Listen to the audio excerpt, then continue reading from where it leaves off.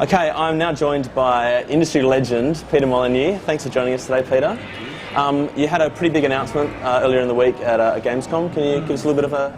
Yeah, I mean, I got to stand on stage and people had to listen to me for 45 minutes talking about Fable 3 and the fact that we were making Fable 3, and I was talking about, some of the premises for Fable 3.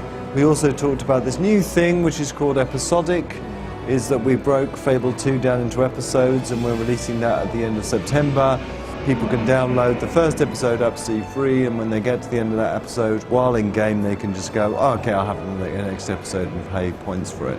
So those were the two major announcements. Sure. Why did you kind of come to that decision to decide you release it episodically? And I guess, do you think that's maybe a trend that other publishers might decide to do in the future? Yeah, maybe. I mean, here's the thing: is that me as a creative person, I think it's really interesting to try and to give your content in more bite-sized chunks, and I find that very interesting. I mean, I think this is a change that's generally happening in the industry, and as digital comes online, gosh knows what the implications for the wider industry is. I just don't think go there. I just think about it.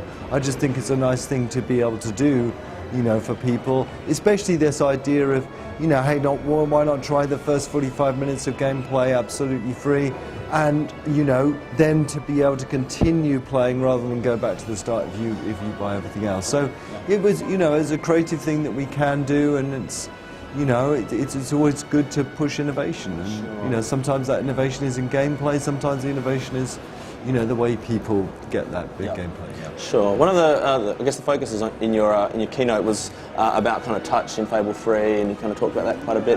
Was that alluding to something with Project Natal, or was that? It definitely wasn't an announcement that Natal is in any way in a Fable. That wasn't an announcement at that point. It was rather saying that.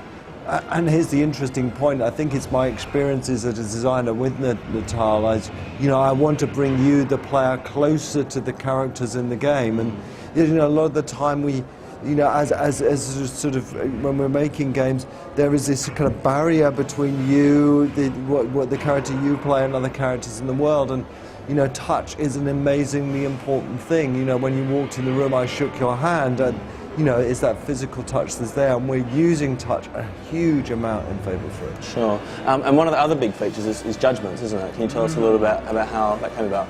Yeah, so here's the thing, is I think one of the big unique things about Fable 3 is that it doesn't follow the same formula that many games and films and books follow, which is basically, you start off as a sort of a low character and you build yourself up, and there's some baddie and you defeat the baddie, credits roll, end of experience, and that applies to games and films and books.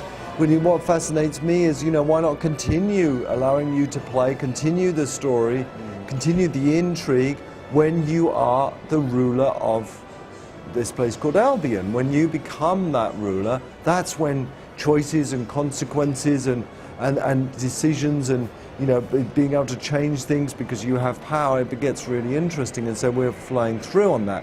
Now, to do that, many people have asked me, well, does that mean it turns into some strategy game and you're pouring through spreadsheets or adjusting numbers? No, you still have all the abilities you have in the first part of the game. You're still, a heroic character, you're still able to fight, you're still able to lead, your armies, very personally. But we needed a new mechanic called judgments, and that judgment mechanic is you're a ruler, and people come before you, and they'll say, a great king or a great queen, we need your decision on this. And at any point during that process, you can say, right, I have decided the fate of this person is for them to be locked in the dungeon, or the fate of this person is they should be given vast amounts of gold.